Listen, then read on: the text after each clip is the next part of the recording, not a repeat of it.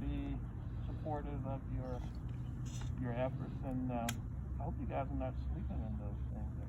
No. We're that's the thing. We decided early. We set the rules for the vigil, and so it's daylight hours. Daylight hours. Yeah, sunrise to sunset. Yeah.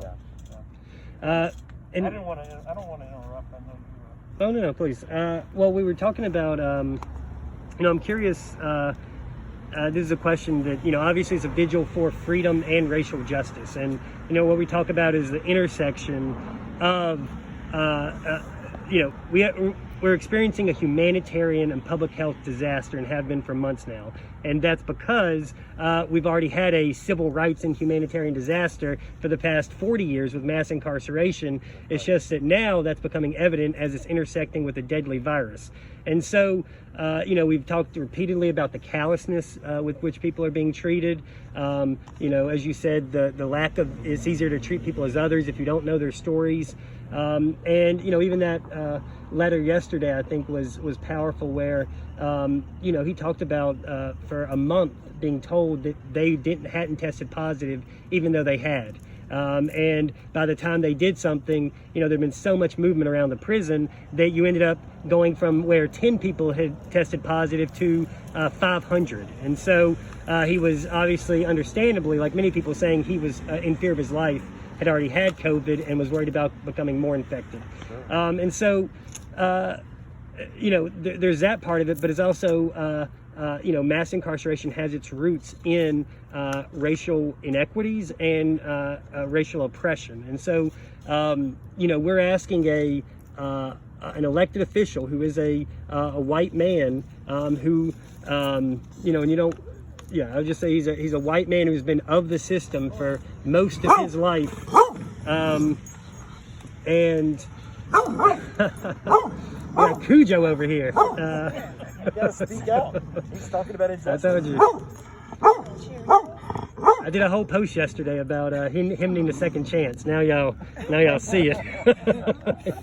He's lovable to people, not dogs. But anyway, what would you advise, and as someone, as also a white man who is grappling with these issues, what have you learned, and what would you advise to someone in his position?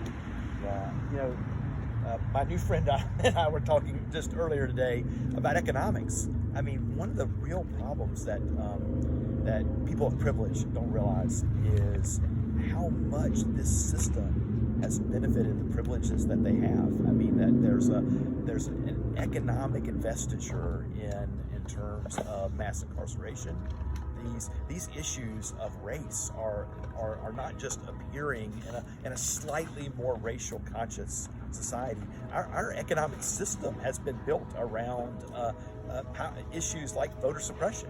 They've been built around the idea that we're a democracy, but we're a democracy for the people who are allowed to vote or encouraged to vote. And so it runs worse. And I think for people of privilege, one of the things that we have to face is that a broken society impacts everybody. I mean, we're in many ways built on a broken foundation. And this is not a post Voting Rights Act issue. This is not a post Jim Crow issue. It's not a post enslavement issue. In many ways, our whole systems have been built on naming people as other, and people who are named as other, holding the freedom to take from them, to limit their freedoms. So this is a way of living, and it's one that affects every aspect of our lives together. I know our work in Durham, this is one of the things that we're constantly asking ourselves is, what are we not able to see because of our privilege? What are we not able to understand? Whose story are we not listening to? So this is a long phenomenon, but I do encourage people to do the work. I grew up red dirt country fundamentalist poor in North Carolina, and I still have relatives, many of them who've done well, but who are would be opposed politically to almost everything I do, but even they, when they've read things like the new Jim Crow or just seen popularized TV shows, they have begun to understand that this racial system is not a flat system. The incarceration system is and truly a new form of enslavement. So the information is so easy to get. It's compelling, it's overwhelming. In progressive cities like Durham, we saw 10 years ago that we were searching black motorists at a rate of 4 to 1 over white motorists. So big surprise, who's going to be arrested, who's going to be found that. So these are simple things where there are many easy facts to find. It's a great question.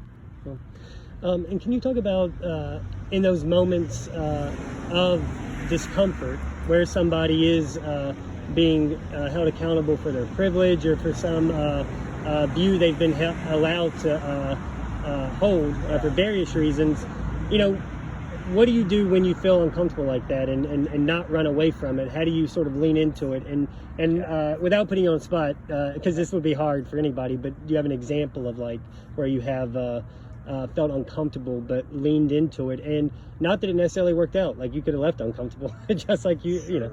Sure.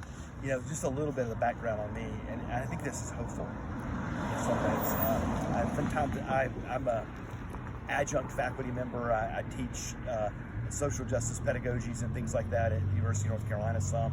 And here's one of the things that's been most encouraging to me is in the classrooms that I've had, it's been amazing. People who felt themselves willing to take the risk, to hear the experiences of others. It's transformative. And it's not just transformative in the moment. It's not just transformative in terms of rethinking history, but this is a better path forward. I mean, when we're starting to create things like justice, equity, greater kindness, this is a better world that we live in. And so that's the thing that I keep in mind, because of my age, my goodness, if I really reflected on it, I'm sure I have benefited from my whiteness and my maleness, and from a class mobile family that kind of climbed from wherever we were to blue collar to middle class. I'm sure I've benefited time and time again. And to some degree, looking at those benefits is not just critiquing the path that you're on, but it's offering the perspective of a new way, a better way of living. I think about the regrets that I have. How many people did I not embrace, know, understand, reach out to when I was young? Because in some way I've been taught that these were people that were threats to some way to my way of living or our family, so the losses are huge. And so for looking and confronting our own complicity is not just looking at that complicity, but it's setting the stage for a whole venue of new relationships, new hopes. I mean, when I'm in settings like this with people like you guys, it's where I walk away. I'll drive away and go, there's something better on the horizon. The minute that we quit thinking that there's something better on the horizon, it doesn't matter what we have or what we've benefited, we're not growing. And I just want to point out one thing before, if anybody has any questions or comments they want to make. But, one of the early lessons that Muffin, who is, the most, I wouldn't say dedicated, but definitely out here the most, from every day at 7 a.m., she did a tour of the mansion last week showing and explaining that it was built by prison labor, and that and how there are still people who had been in prison. Their names are in all the bricks, or many of the bricks around the governor's mansion, and talked about that transition from slavery to post-slavery, and what you saw was even before mass incarceration, the manipulation of the criminal justice system to treat people as slaves, because as many people point out, 13th Amendment doesn't outlaw slavery completely. It still allows for people in prison to be treated as slaves.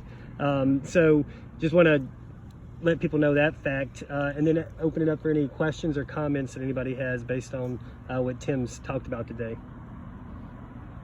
So I don't have a Daniel question. You just said kind of resonated with me, because when we look at the then and the now and the then as now, because one of the